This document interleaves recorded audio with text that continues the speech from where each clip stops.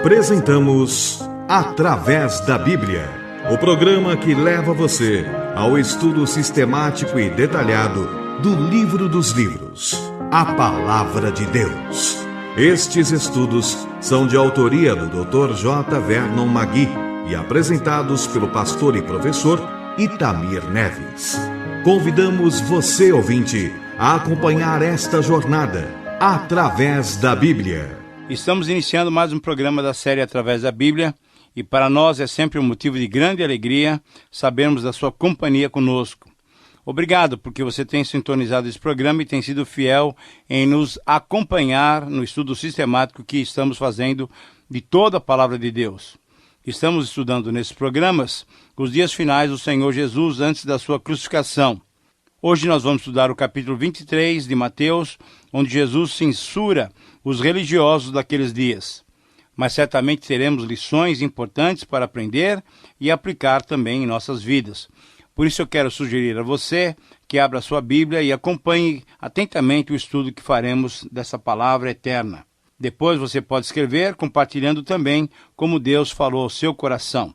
E é exatamente isso que uma nossa irmã da cidade de Guarapari, no estado do Espírito Santo, escreveu com as seguintes palavras: sou ouvinte do Através da Bíblia e estou escrevendo para dizer que esse programa é claro nas suas explicações e muito edificante.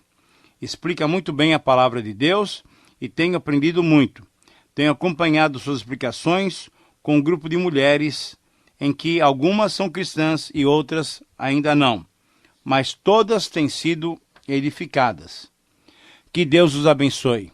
Querida irmã, esse é o nosso objetivo. Desejamos que através desse programa muitos sejam abençoados e desafiados a viverem de modo cada vez mais agradável a Deus, demonstrando ao mundo a realidade do seu reino. Muito obrigado por suas palavras de incentivo. Agora eu quero convidá-la para um momento especial de oração, quando buscamos a presença do Senhor. Pai querido, reconhecemos o teu amor, a tua misericórdia, a tua justiça e a tua santidade. Reconhecemos que no Senhor encontramos o verdadeiro suprimento para as nossas necessidades. Te pedimos então, Pai, que tu nos orientes no estudo de hoje. Te pedimos essas bênçãos, não porque nós merecemos, mas baseados na tua misericórdia e graça, nós oramos em nome de Jesus. Amém. Fortalece a fé, conhecer nosso Deus. Querido amigo, temos diante de nós os 39 versículos do capítulo 23, um capítulo que revela, mostra a condenação que Jesus fez aos líderes religiosos de Israel, que não tiveram a capacidade espiritual de reconhecê-lo como Messias, como ungido, como enviado divino. Espero que você se lembre que um dos propósitos desse evangelho é provar aos leitores judeus que Jesus é o Cristo. E Mateus faz isso de forma muito especial, mostrando todas as desavenças entre os líderes da nação israelita e Jesus, ao oporem-se sistematicamente a ele. O fato de Jesus agora denunciar os líderes religiosos abertamente era o resultado da hipocrisia que influenciava e contaminava a população como um todo e levava todo o povo e a nação de um modo geral a entender que a maneira dos fariseus viverem diante de Deus era a maneira correta. Jesus, vendo essa inverdade em suas vidas, confronta-os e expõe a falsidade da sua religião. A hipocrisia, isto é, a fraude religiosa, especialmente a preocupação detalhista com certas coisas externas, com as coisas externas, com os números, com a aparência, com o prestígio, com a fama, com a honra, e a falta de atenção e o desprezo com o espírito da lei, com o fundamental das Escrituras, a pouquíssima adoração verdadeira e ainda mais a falta de preocupação com os mais necessitados da sociedade, tudo isso fez com que Jesus fosse muito objetivo em condenar esse tipo de religião formal e superficial. Porém, devemos destacar que ao pronunciar os seus 7 ais, conforme a contagem, talvez até 8 ais, e as 7 vezes em que ele repete a palavra hipócritas, não mostram um Jesus raivoso ou irado. Não, mostram um Jesus que sofre, que percebe a cegueira espiritual. Não mostra um Jesus condenador, mas ao contrário, como veremos no versículo 37, mostra um Jesus que chora pela cegueira espiritual do seu povo. E isso nós vemos claramente em Lucas 19, 41 a 44, quando Jesus vai chegando em Jerusalém, ele olha e contempla a cidade, e Lucas diz que ele chorou de compaixão pela cidade. Querido amigo, de uma coisa podemos estar certos: nenhum pregador está pronto a pregar o julgamento, a não ser que ele faça sua denúncia molhado em lágrimas de dor e de tristeza pelo pecado. Os pronunciamentos de julgamento feitos por Jesus, que nós vamos verificar nesse capítulo, eram justos e imparciais. Ao invés das palavras de Jesus serem ditas com alegria impiedosa, essas palavras custaram ao nosso amado Senhor angústia, pranto e a sua própria morte na cruz, pois também por eles Jesus iria morrer. Então, querido amigo, você sabe em qual dia da semana acontece esse discurso registrado nesse capítulo 23? Então, olha, confira comigo e, se possível, anote em sua Bíblia. A entrada de Jesus em Jerusalém aconteceu no domingo e está registrada no capítulo 21, 1 a 11, que nós já estudamos. A maldição da figueira, a purificação do templo, as curas no templo e a volta para Betânia acontecem na segunda-feira e estão registradas no capítulo 21, 12 a 17. Todas as controvérsias do capítulo 21, 23 até o capítulo 26, quando Jesus é ungido em Betânia, ocorrem na terça-feira. Portanto, as palavras que estamos estudando, ou que estudaremos ainda hoje, ocorrem nessa terça-feira da última semana de Jesus antes da sua crucificação. Ainda como considerações iniciais, é importante que se destaque que o objetivo de Jesus é condenar o farisaísmo e advertir a nova comunidade, isto é, a igreja, os seus discípulos, contra o perigo que ele traz, contra o perigo que o farisaísmo representa. Assim, o capítulo pode ser dividido de uma maneira bem simples em, veja só, do versículo 1 até 7, a caracterização do erro dos fariseus. Do versículo 8 até 12, a exortação aos discípulos. Do versículo 13 ao 33, as 7 palavras de condenação. E depois, 2 últimas palavras, uma palavra de conclusão, no versículo 34 a 36, e no versículo 37 até 39, o lamento de Jesus sobre Jerusalém. Vamos então, querido amigo, às amorosas, porém objetivas palavras de Jesus em nos advertir contra o perigo da falsa religião. Em primeiro lugar, nos versículos 1 a 7, temos a caracterização dos fariseus. Jesus se dirige nessas palavras ao povo e aos discípulos. Com razão e não com ironia, Jesus disse que os escribas e fariseus se assentam na cadeira de Moisés. Isso significa que eram professores da lei. Já dissemos que os escribas eram membros de uma classe instruída que estudava o Antigo Testamento e atuavam profissionalmente. Eles eram copistas, revisores e mestres da lei. Já os fariseus formavam um partido religioso. Eram conhecidos por insistir na obediência da lei, principalmente na entrega dos dízimos e nos rituais da purificação. Eles se consideravam os mais sérios seguidores da lei. Jesus disse ainda ao povo, e aos discípulos também, que deveriam fazer o que eles ensinavam. Mas, ao mesmo tempo, ele destacou que havia discrepância entre o que eles ensinavam e o que eles praticavam. O grande problema deles é que praticavam a obediência da lei para serem vistos pelos homens. Mas você sabe por quê? Jesus responde no versículo 6, porque eles amavam o primeiro lugar nos banquetes, as primeiras cadeiras nas sinagogas, isto é, a motivação do coração deles não era a glória de Deus, mas era serem vistos pelos homens, além de apreciarem serem chamados de mestres. Esse título lhes deixava todo orgulhosos. Uma explicação específica deve ser dada sobre o versículo 5. Leiam na sua Bíblia. A expressão, pois alargam os seus filactérios, refere-se a algo que não é costume dos nossos dias. Filactérios é um termo que se refere a umas caixinhas de pele que os judeus atavam na testa, entre as sobrancelhas e no braço esquerdo, perto do cotovelo, na hora da oração. E elas continham passagens especiais das Escrituras. Tinham passagens de Êxodo 13, Deuteronômio 6 e Deuteronômio 11 também. Isso era praticado cumprindo-se literalmente o que estava prescrito em Êxodo 13, 9 e em Deuteronômio capítulo 6 também. Como essas caixinhas eram presas por tiras de couro, ao alargarem essas tiras, os fariseus chamavam ainda mais atenção sobre si. E a outra expressão, alongam suas franjas, é também muito interessante. Conforme Números 15, 38, as túnicas dos israelitas deveriam ter bordas ou franjas. Mas veja só, os fariseus as faziam bastante largas para também assim chamarem ainda mais atenção sobre si.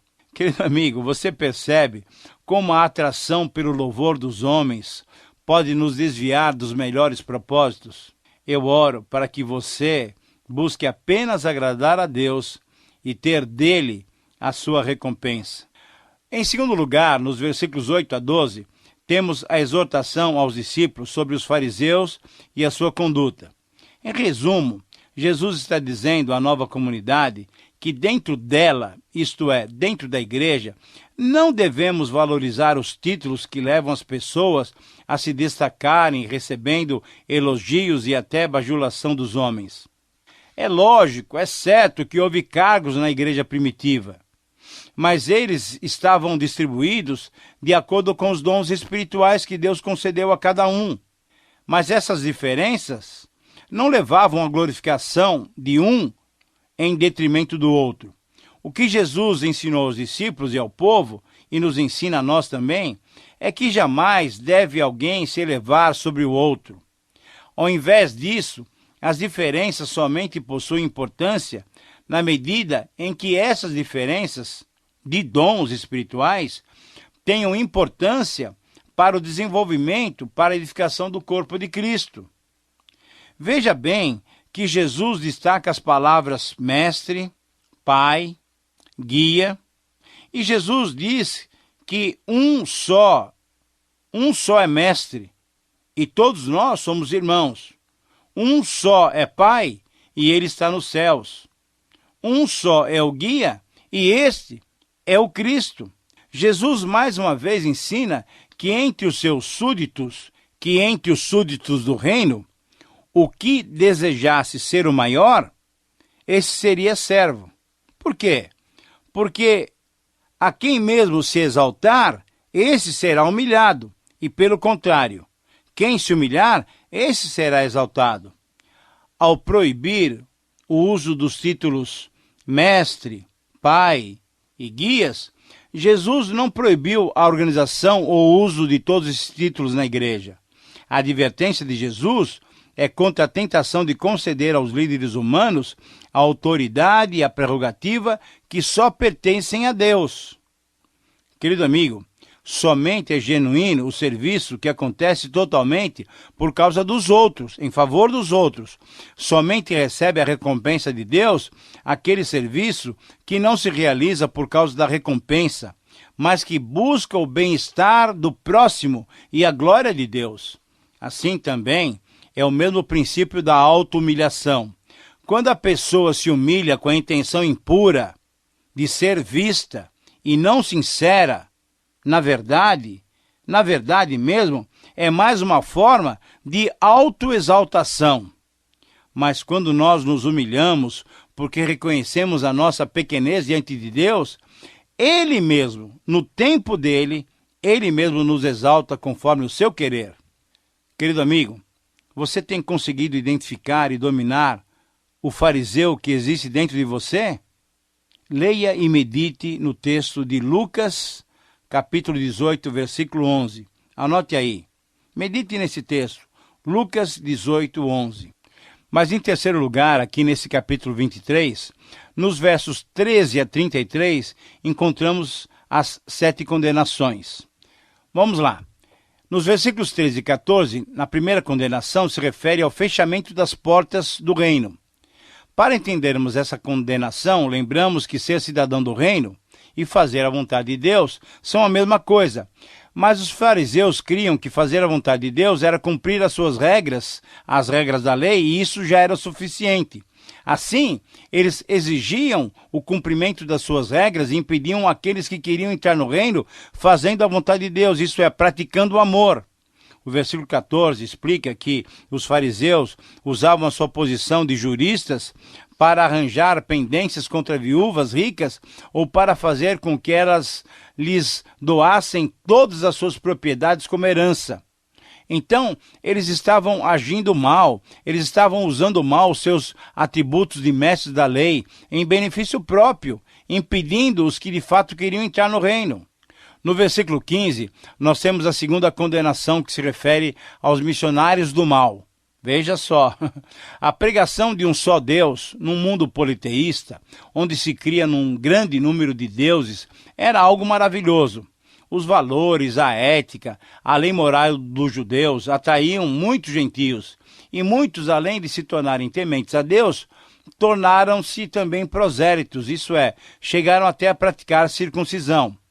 Alguns desses se convertiam de tal maneira que eram mais corretos do que os próprios judeus. Mas, ao mesmo tempo, Jesus também condena aqueles extremistas fariseus que iam ao extremo de fazer com que os convertidos não se convertessem na verdade a Deus, mas sim ao judaísmo, ao farisaísmo, ao legalismo. Por isso, Jesus coloca sobre eles esse título. Eles, na verdade, eram missionários do mal. Nos versículos 16 a 22, nós temos uma terceira condenação que se refere à ciência da evasão. Perceba bem o significado dessa condenação. Uma outra maneira de se entender esses versos é percebermos a tendência de não assumir responsabilidades. Para um judeu, um juramento que criava uma obrigação era aquele em que se empregava de forma clara e sem dúvida o nome de Deus. Esse juramento teria que ser cumprido a qualquer custo, e assim algumas responsabilidades poderiam ser descumpridas. Mas o que Jesus está mostrando é a contradição prática dos fariseus.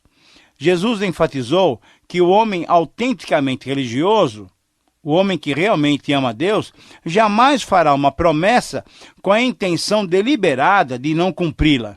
Não é possível, junto com a promessa, empregar-se uma série de escapatórias técnicas até, para se descumprir alguma responsabilidade muito difícil de cumpri-la. Jesus, então, condena-os severamente. Nos versículos 23 a 24, a quarta condenação se refere ao cumprimento formal da lei. Jesus usa o exemplo da entrega do dízimo. Jesus mostrou um exagero farisaico no cumprimento da lei do dízimo que ultrapassava a medida estabelecida. Embora dar o dízimo de diversas ervas era uma prática baseada em Levítico 27:30, e o dízimo dos grãos, dos frutos, do vinho, do azeite fosse também exigido, conforme Números 18, 12 e Deuteronômio 14, 22 e 23, Jesus mostrou que quando a lei torna-se um fim em si mesmo, ela não atinge os seus objetivos, os seus princípios. O espírito da lei não é alcançado e assim não se agrada a Deus. Nos versículos 25 a 26, Jesus condena-os com uma quinta palavra, e essa palavra se refere à verdadeira pureza. Essa quinta palavra de condenação é bem semelhante à condenação anterior. Na lei judaica, a impureza era continuamente repudiada e assim havia um extremo cuidado em relação à pureza, à purificação. Essa limpeza desmedida, esse extremo cuidado pela purificação externa, refletia um apego àquilo que era só exterior. Jesus, como disseram anteriormente em 15, 11 e 18, que nós já estudamos, Jesus estava enfatizando que não era o que entrava pela boca o que contaminava o homem, mas era aquilo que saía da boca, aquilo que vinha do coração, isso sim é que contaminava o homem. A lição é, pois, que devia haver pureza interior. Essa purificação interior era agradável a Deus. Nos versículos 27 e 28, nós temos a sexta palavra de condenação. Se refere a uma degeneração disfarçada. Era uma prática comum naqueles dias pintarem de cal os sepulcros para torná-los mais atraentes e mais facilmente vistos e reconhecidos. Jesus então desmascara o contrassenso entre observar formalmente o rigor das prescrições cerimoniais e a perversão interior, da qual participavam eles, os fariseus, com ganância e legalismo. Em decorrência dessa atitude, Jesus condena os fariseus, que com a sua justiça exterior eram semelhantes a sepulturas caiadas, cujo aspecto bonito, por fora, constituiu precisamente um alerta contra o seu conteúdo podre e infeccioso, um conteúdo de morte e decomposição. Nos versículos 29 a 33, por fim, nós encontramos a sétima palavra de condenação, que se refere à história manchada. O que quer dizer isso? Qual é a simbologia que o Senhor Jesus coloca aqui? Os fariseus cuidavam dos sepulcros dos mártires e até adornavam os seus monumentos, afirmando que se tivessem vivido em tempos anteriores, eles mesmos não teriam matado os profetas e os mensageiros divinos. Mas Jesus reprova-os dizendo que era exatamente isso que fariam. Era justamente isso que o teriam feito. E pior ainda, seria exatamente isso o que eles fariam até o final da semana. Exatamente com ele, o Messias, não reconhecido e rejeitado. Jesus seria levado à morte por eles, pelos fariseus. Jesus então relembra a história de Israel e diz que era uma história de sangue e de assassinatos de homens de Deus. Jesus estava bem consciente de que essa propensão para o crime ainda estava presente. Jesus sabia que deveria morrer e que no futuro os seus mensageiros, os seus discípulos seriam perseguidos, maltratados, rejeitados, injustiçados, seriam degolados, seriam crucificados, seriam perseguidos de cidade em cidade. Querido amigo, essa palavra de condenação é dura e objetiva. Não há dúvida de que essas palavras tratavam de algo muito mais trágico. Jesus estava declarando que o povo que Deus tinha escolhido e amado tinha voltado as costas contra ele próprio, contra o próprio Deus. Então, diante disso, Jesus afirmou que o dia do juízo de Deus chegaria. E aí não haveria mais chance, não haveria mais como escapar do inferno. Você consegue perceber que duras são essas palavras do Senhor Jesus? Alguns têm argumentado que Jesus sempre foi suave e pacífico. No episódio da purificação do templo e nesse discurso, Jesus prova exatamente o contrário, que a sua compaixão não impedia de apontar o pecado, a hipocrisia e o legalismo quando eles impedem o homem de se aproximar corretamente de Deus. O texto prossegue e nos versículos 34 a 36 temos então a primeira palavra de conclusão. Nessa conclusão, Jesus, demonstrando o seu total interesse por seu povo, ao enviar os seus mensageiros, os seus discípulos com a mensagem de salvação, Jesus prediz que por tudo que Israel tinha feito e ainda faria em relação à sua história, desde a morte de Abel até Zacarias, passando por todos os mártires e chegando até ele mesmo, até o próprio Jesus e seus seguidores, Deus retribuiria de modo justo aquelas atitudes. E você sabe, querido amigo, que essa retribuição, conforme o Senhor disse lá no versículo 36, ainda aconteceria naquela geração. Você deve saber mesmo que de fato isso ocorreu. Sabe quando? No ano 70, depois da morte de Jesus, lógico. Jerusalém foi invadida e foi destruída pelo marechal romano Tito.